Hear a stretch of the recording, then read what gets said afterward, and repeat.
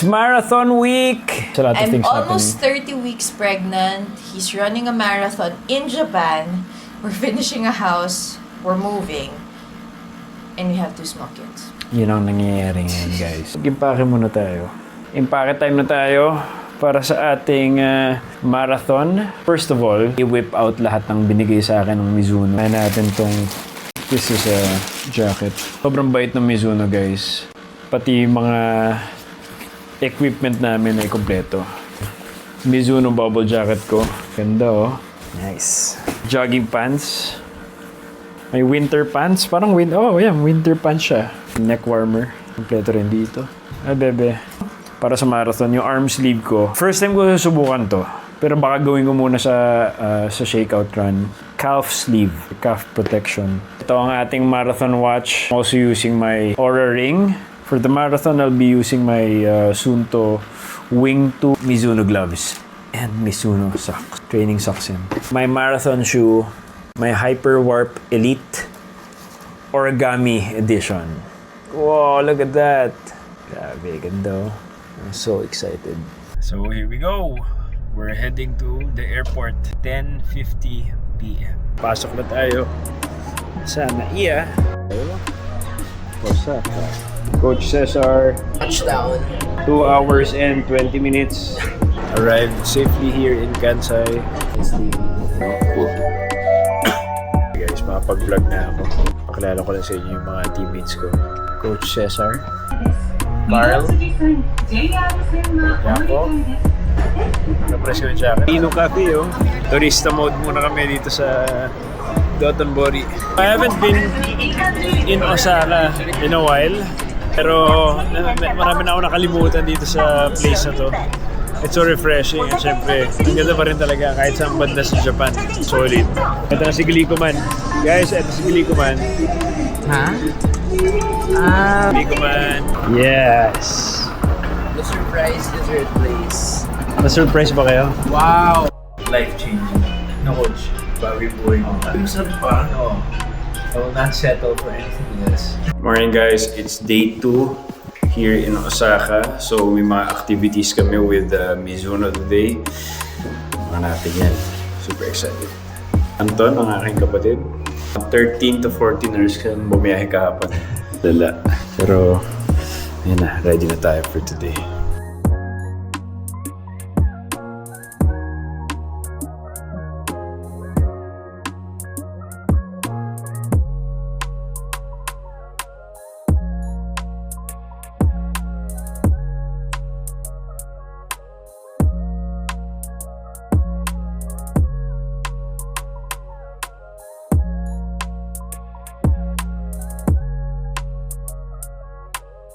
So ayan, nandito na tayo sa Osaka Marathon Expo.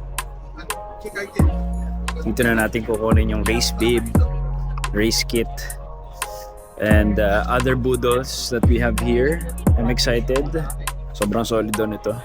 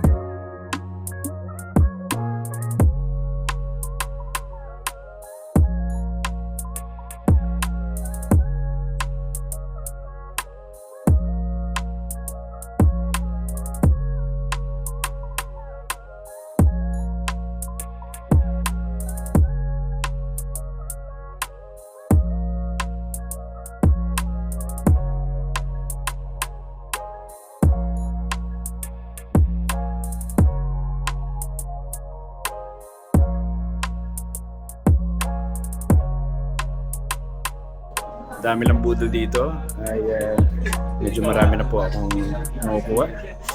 Mag-i-explain lang ako kay Joyce ng mga ayos, pero overall masaya ako sa mga purchase natin. Konti lang naman. Pwede na. Guys, dito tayo ngayon sa Dotonbori. Kasama ko ang aking kaibigan, si Abel. So, Tour guide ka dito. oh.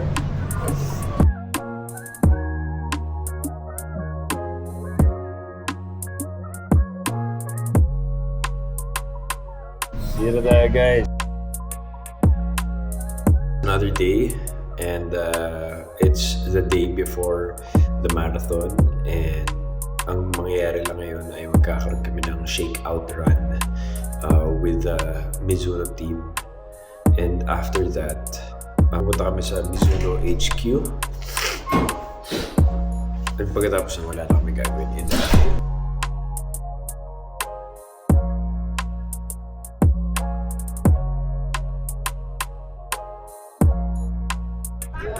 Yan guys, kakatapos na namin mag shakeout run kasama ang Mizuno community. Mizuno HQ.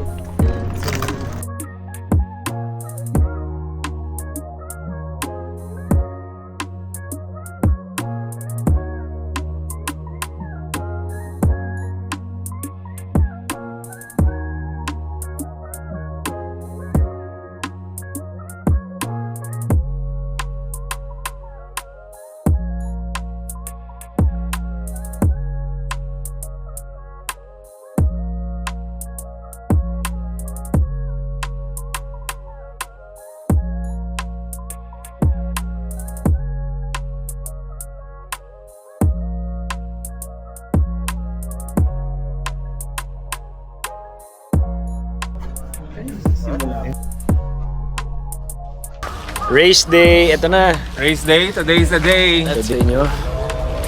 Magaganap. I do have my racing sleeves. Nalalaglag. Maliit eh.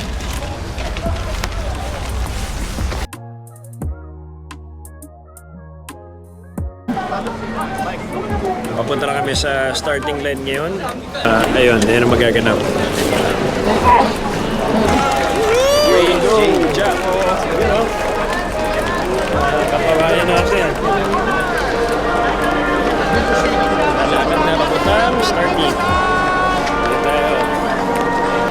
Okay, parang pwede na tayo mag-run ng pace natin. Medyo lumawak na yung kalsada. Pero grabe, ang layo na lang na setback sa akin doon. Siguro mga 2 minutes. Going 29 kilometers na. May naramdaman ako konting pulikat. Mga kapuso, tayo ay pinulikat last 12 kilometers. Nasaan na ba yun? Sobra na eh.